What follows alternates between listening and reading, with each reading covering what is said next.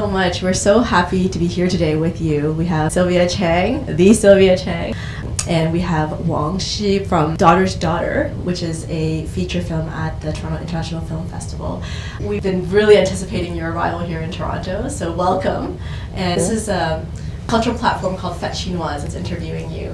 And we love telling the stories and sharing the stories of the artists and producers behind meaningful projects that have to do a lot with culture.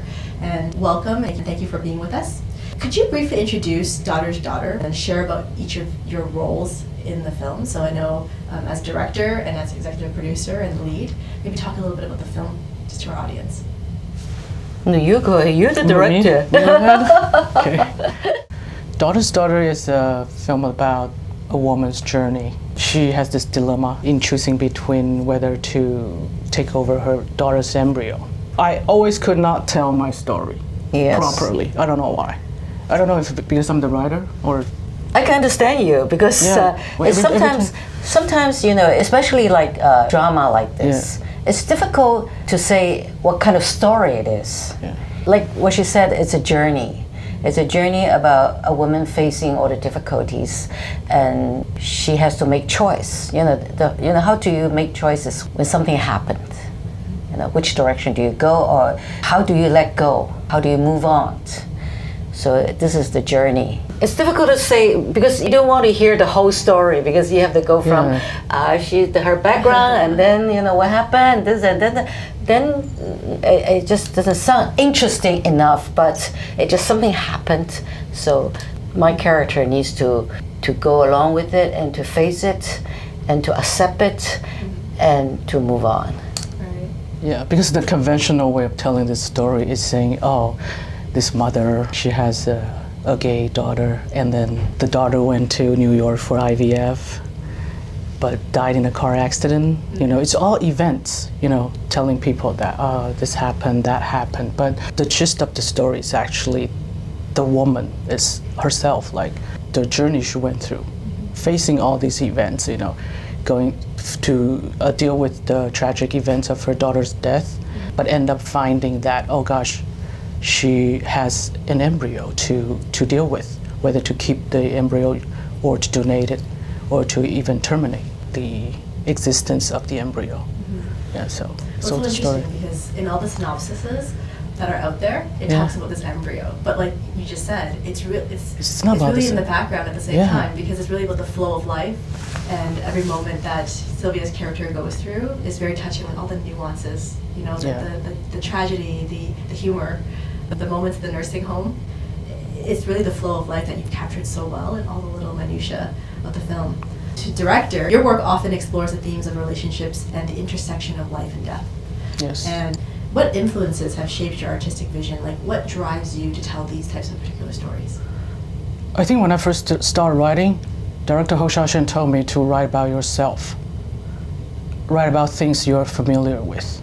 Yourself, your environment, your networkings, the universe that you are in. So whether it's my first feature, Missing Johnny, I started writing Taipei. It's the story and people currently living in that city. So Daughter's Daughter is the same, even with the main character Jing Aixia. It's a mother figure that I'm more familiar with. And the daughters, whether it's Emma or it's... Am I like your mom? No, Emma like my friend. Am I? Yes. Yes. I mean, a lot of cultural backgrounds are very similar. The other daughter, Emma, is also very familiar. She reflects a lot of my friends, you know, representation of my friends overseas, and Fan Zhu'er is also like representation of many of my friends. As a Canadian audience watching the film, it definitely felt very familiar, very comforting. And I think you very elegantly and very gracefully just say the word representation, which is a word that I think has been thrown around a lot during the pandemic and especially in the light of Asian hate and everything. But your film, it does it so well, because I was saying to Sylvia earlier, when Karina just weaves in and out of English and Mandarin, the way that she does it is exactly like our friends here, right? And we call it Chinglish, right? But hers is actually not. It's actually perfect English with perfect Mandarin, but all weave together. in dialogue, and that familiarity that you brought to screen is familiar to us too as viewers. Now, a question to Sylvia. As an executive producer, what drew you to this project? You play two roles, like you're acting in it, but you're also executive producer. What aspects of the film stood out to you and convinced you to get involved? Well, I didn't know I was the producer until the film was finished. Oh. Yes. Well, the reason is because Huang Xi is a very good friend. We're from the same generation. When he called me up and asked me to look into the script and to meet up with Huang Xi to pick up this project as an actress. When you come to see a good role, a good story, you do want to be part of it. So we start to talking, and then we start facing all the difficulties during this 5-6 years. There's up and downs, there's yes and no, go ahead or not. It's very much like the film itself. Just gonna say this. Yeah. So, but after all, at the end, it just came out well. Once you have the heart for it, somehow you can manage, you can do it. Then, of course, after 6 years, something happened, and it's because I involved so much with the film. So Huang Xi came and called me up and says, is it possible I can put your name as a producer? Sometimes when you look at the role of a producer, so what do you do besides try to find finance? Or it's not that. It's how do you look at the film itself? How should it go? So since I've been with the film for so long, and I say, sure, because I do hope this film will go the way it should be. So I'm still part of it. Well, you're a huge part of it. I was going to say you portrayed the role with such remarkable depth. Thank you. The layering and being someone's daughter with your mom, which was very, very, very well done, like so humorous, with the mother-daughter relationship, and two different relationships as a mother. And in the end, I guess you could say grandmother in two very unique circumstances, right? Like Carson, the embryo, which I don't think was named in the film, just adorable. Did you face any challenges? It's almost like you had to play all these different angles, and there's a lot of depth to every single relationship in the story. It was very relational, I would say. Did you encounter any challenges bringing the character to life that you had to overcome? Was it easy to draw from your personal experiences? Tell us a bit about that. Well, at first, I told Huang Xi, I said, it's a very sad situation. If you do it in a very traditional way, conventional way, and you probably will cry from the beginning to the end, this mother, and she'll cry all the way, but that's not what I want to do. So I spoke to her, we talked about how she would face it. When people facing trauma, maybe at the beginning they deny, they would not believe it really happened. And then slowly she probably would face it. And then she would let go, but I don't know what stage she would go. So it's like a journey for me, a journey about at the present moment, and also about her past. She also has to face her past. You have to face whatever happened in your whole life, then to let go yourself. Yeah. So and then it's the future. So it's the present and the past, and then the future. So once you know the journey, which stage she's in, then it's okay, So I didn't really prepare anything because I don't know how to prepare. Just to myself, every day I come to the set and I know what's today, the situation for today, and how do I face it, and then how do I deal with it. Yeah. Well, it was incredible. Just to add in some color here, talking about earlier with your themes of life and death, that I've experienced that a lot in my lifetime. My grandmother and my mom left really early. But death is familiar in the family, and recently lost somebody too. But then I'm also recently a mom, so I have a 1-year-old and I have a 4-year-old at home. And then I had many caregiving roles. So wow, you guys just hit every single button that would bring up my emotional, like every single button was hit, and it felt She's only 4. Wait until she's 14. Oh yeah, I I don't know if I can handle the teenage years, right? But you captured that dynamic between you and Eugenie was like fire. It was just so special because it was captured so well, but just perfectly for screen at the same time. Now I know Eugenie couldn't be here today. Question for Huang Xi. How do you think her role was so complex? Like, you know, when she was getting the hormonal injections and she was just exploding with like being sad, right? And then calling mom, randomly being sad, and then having dealt with her partner. I'm sure these themes not only are resonating with LGBT couples who are trying to, who conventionally have to do that more than other couples, but as a human race, I think a lot of people try to have kids and they can't, and they go through these procedures and they're quite painful and all of that. So what do you think this means to the global audience? Like that you've layered this really beautiful layer in there and it gives them a voice. When I wrote the script, especially when it comes to IVF topics, I was thinking whether just why I'm talking about IVF, not just because it's IVF, it's a controversial topic that people will talk about. So when I wrote it, I was thinking if people want to know the IVF procedures or how difficult and how painful they are for the couples themselves, they should go watch a documentary.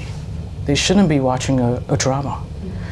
So it's more about the daughter and the mother, or the daughter and the partner, or the daughter. It should be interpersonal in a way. Because for Eugenie's role, she only had very few scenes to let us know the character and to feel what she feels. So it's a pretty challenging task for Eugenie. So I try to give her concentrated scenes that she can elaborate or give audience what she wanted as the character Fan Zu'er. Yeah. Now you said the interpersonal, the emotional toll, and like all the interactions interpersonally is what is really at play here. It was portrayed so well on screen. What gave you the inspiration to tease out those interpersonal stressors and moments? Have you witnessed that amongst like friends or yourself? Like, because I think it was done in such a way that is almost like a first in IVF and in terms of like an Asian but also North American film done this way with diaspora stories. I think it's one of the first. So what inspired you to focus on these interpersonal moments? I don't know, people always fascinate me, especially different relationships, different people, different personalities. Maybe I have a very dramatic mom, so she inspired me a lot. And watching Friends, I think mother-daughter relationship very intricate and interesting. They have this love-hate tug of war all the time. That interests me to write, to drive me to write a lot of stuff. Yeah. How about that scene in the elevator where there's like the grandmother, the mother, and the daughter? How did you think of that? It's almost like a juggling act, right? It's like a musical performance almost. It was. I think it's carried out by all the talents. Made that very black humor scene to bring some black humored moments amongst all the heavy emotional stuff. Yeah. Now, how about those moments with the grandma? You weaved in dementia. And you used her lines very brilliantly too. Was that something that sparked on set, or was it written in the script? A few times she said, "This is the wrong age for you to be raising a child." Like, how many times did she say something like that, right? But every time you couldn't tell if she was out of it and speaking to your past character, or if she was speaking to the current, right? What was the inspiration behind that? Was that pre-written, or was that kind of spontaneous during the set? That one was pre-written. I will write a framework and then dialogues for the actors. And it's up to them. I always tell them that if you don't want to follow, it's okay. If you feel it's kind of conflict with your character or your feelings, so they can do whatever on set they want. But at least they have we all have a blueprint, for everyone to go ahead. Yeah. So what was your favorite scene then? If there can even be one, they're all so great. When I think about it, when I watched it yesterday, I just knew that every scene has some meaning of it.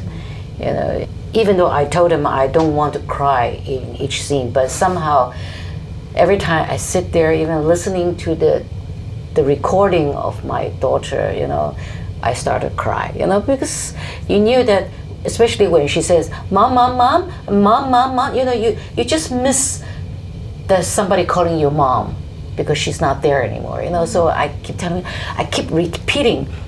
Even she's saying something very meaningful, supposed to be in the script, but I keep jumping back to the mom, because that's more, it gave me more pain, and that's something I really missed, is my daughter calling me mom, that's how I felt at that moment, So I just play along with each scene and whatever at that moment that touches me, So you say, what's my favorite thing? I really can't say. But of course, when I read the review, or people comes to me and they will say, oh, I love that scene in the restaurant, the back of the, with Emma. And some says, I love the elevator scene. And some says, oh, I love the scene you talking on the telephone, trying to find a surrogate mother. And everybody has their own scene that touches them, So that's good, because that means people are relating to the story. There's so many layers of emotion at every single scene. It's like, you used a word earlier, concentrated. I felt like it was a concentration of emotion, like you couldn't put it down. You wouldn't be able to pause the film if you had it, on a DVD at home, because it's just like, you just want to keep watching her life unfold and how she deals with it. And it's so raw. Like, a lot of the moments are so raw. And obviously you have a very stacked team, right? Yes. Whether it's cast and producers and directors, like everyone is a very known name in the industry for excellent work. So what are your hopes for this film? So obviously it's going to appeal to an international audience for sure, just because of the way that it's portrayed, and the themes and the experiences are so relatable. What are your hopes for the film when it comes to the global audience, and how do you think it's been resonating? I think there's one thing that's totally out of my expectation, is that the acceptance of North American people. That's out of my expectation. I think when I write it, I didn't think, I need this thing to be global or universal. I was just writing, telling a story. So Isn't that so strange, the magic there? Because for me, it's the film many people have been waiting for. But for you, it was just natural. Yeah, I didn't think who would be appealed to the story. I didn't expect that. But I was surprised, and I'm of course happy to know that, a lot of, CBC is kind of a quick way to address them. Yeah, CBCs, but ABCs. yeah, I think Chinese people who are not living strictly in one place, whether it's Hong Kong or Taiwan or China, I think Chinese. I think the Chinese community, if it would appeal to them, I think it would be amazing. But this is a very, very universal. It's mother-daughter. This relationship happens everywhere. Of course, maybe different culture might treat it differently. Just like the other day, when we had this Q&A, when one lady just stood up and asked me how come I didn't react to, how come we didn't say, talk about how this mother didn't react to when the daughter is a lesbian. I said, huh? I didn't understood that question quite well, because I think maybe from her point of view, it's sort of, I don't know. I said, what? Yeah. To me, it's not a problem. It's not a question that if your daughter is a lesbian. But of course, we do talk about, in the elevator, I would say that why can't you just have a simple life with the girlfriend of yours, Why do you have to go for IVF? Because to me, IVF is more serious problem. Yeah, serious problem. No, something I don't understand. Oh, okay.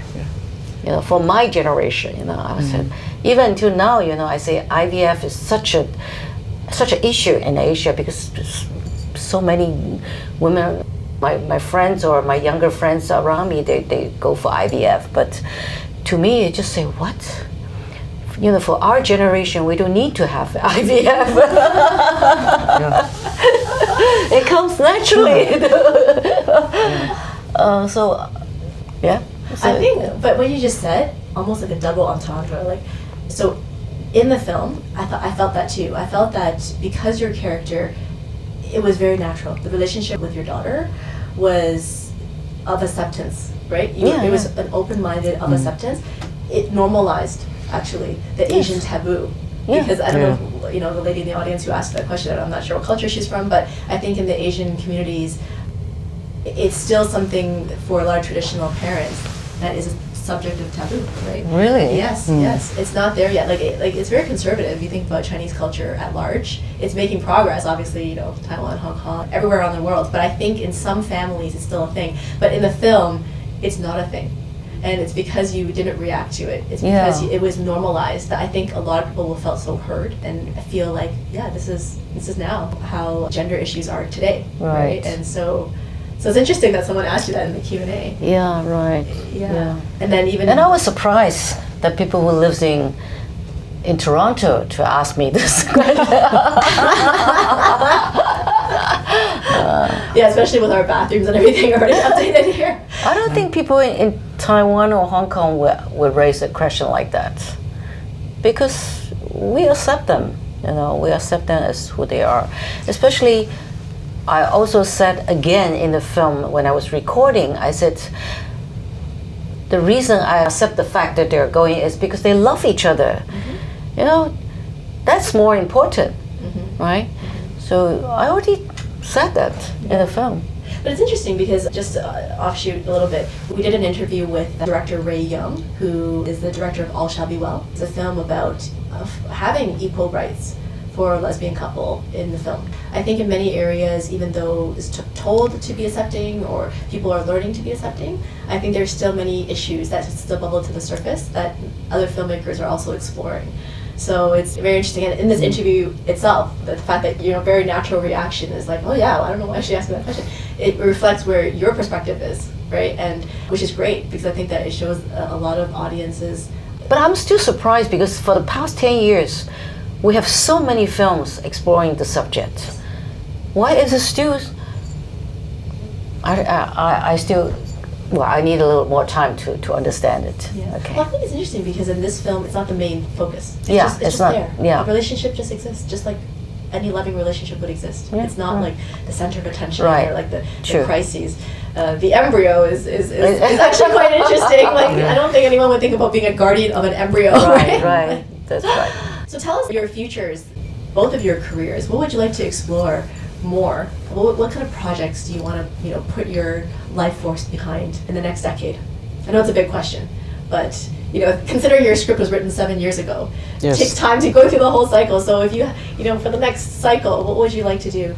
I usually go with the flow, but I think the way I work, I will always observe and then see if anything in the world that interests me. I will feel motivated to tell people about this kind of story or that story. I think that it has to do about with people. It still has to be about human. So. And do you have a particular interest, because of your time in New York yourself, to tell more of these diaspora stories? Two different places, right? Asia, North America. That connection piece you did so well here. So and I'm sure it's natural for you, because as we discussed earlier, that's just the way you are, and that's what's familiar. Do you have interest to keep exploring that?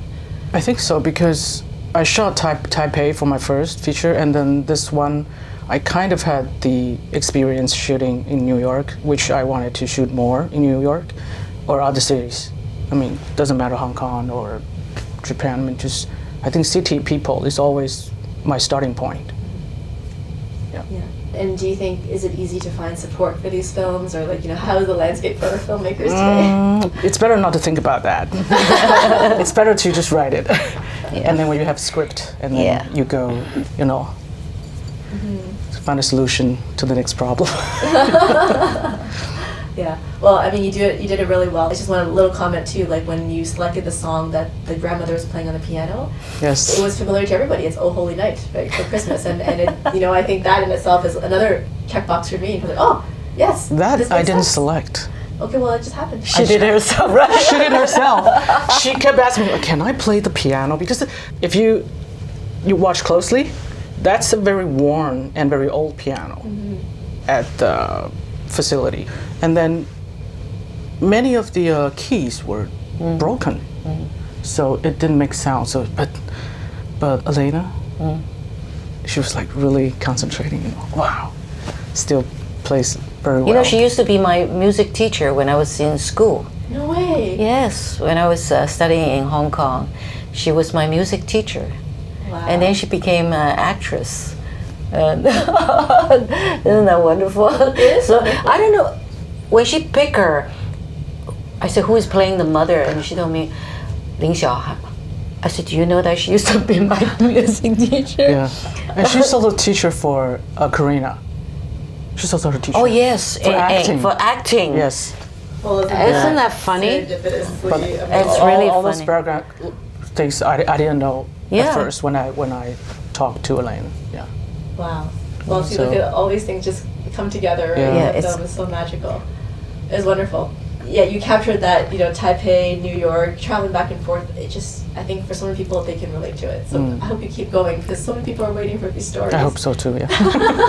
And how about you, Sylvia? What projects are you hoping for? I mean, you've done so many wonderful things. You're part of so many boards and been invited to, judge on many panels. And so what's in it? Like, what's next for you? What do you want to do with this brilliant career of yours? Well, actually, I really wish I can have a little break after so many works, and I do like to explore something that's unknown for me, especially when I, looking at all these young people's works, as a jury, when I look at their works, and they're really wonderful. They all have their own way of telling stories, and I've been telling stories for 50 some years, and I do not like to repeat myself. And I'm still so curious about so many things in life when I reach to this stage of my life, and what is the things that's unknown to me, So I'll be looking into that kind of, subjects. Well, we look forward to all the unknown and all your breakthroughs. How does it feel to have this long-standing relationship with Toronto and TIFF? Very touching in a way. I do have many good friends, especially from the very beginning with David Overby, and then Pierre Herring and Giovanna and all these lovely people. They comes to Asia to pick up films, and they want to promote Asian films. So I've been coming in, every 10 years I will come, and I'm glad I'm still coming with projects, That's the most important thing, coming in with what I've done. And I would say that somehow TIFF is always a very friendly festival. And yesterday, Neve gave me another reception after the film, which was really touching because I've done Red Violin with Neve Finchman, and the director, Francois, came in from Montreal, and Dawn, the scriptwriter, they all came. It was like a family already. Yeah. They come to Asia, and we go for a holiday together. This is quite unique, It's quite unique for especially working just one project together, and then we became such a close relationship. That's amazing. So that's why I said film bring people together. It truly does. Yeah. Like a lot of Toronto audiences here, I think, have watched you on screen for many years. Yes. Many fans even at our studio in our publishing firm. And it means a lot because I think today to have diaspora stories, so not just watching films that are from Asia, about Asia, but films that make this connection of immigration and stories that have been happening for many years, but only kind of now making more and more of a forefront in film. It means a lot to the audience that you're portraying, the mother of these two daughters in this film. And I think the Toronto audience looks forward to many more roles in having you here. So maybe we can get, Hope so. we can get you here for more projects too. Yeah, what you do is truly magical. So we look forward to your friendship with Toronto, to growing that. So I guess very lastly, can you just say something to our audience at Fête Chinoise, just to encourage them to watch Daughter's Daughter when it comes out in cinemas here? Well, Daughter's Daughter is a film about you. Please come to watch it.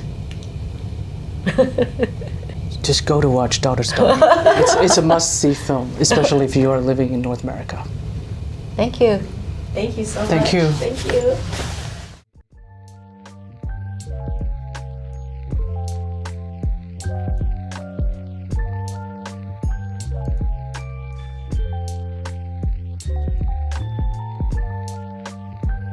So each year we make a mooncake tin and heart-shaped mooncakes, and we fundraise for a charity here in Toronto, in Canada. So this year I wanted to make sure it got in your hands because 就係哇，中間係個風嗰個 Well, that's a very pretty box. Yeah.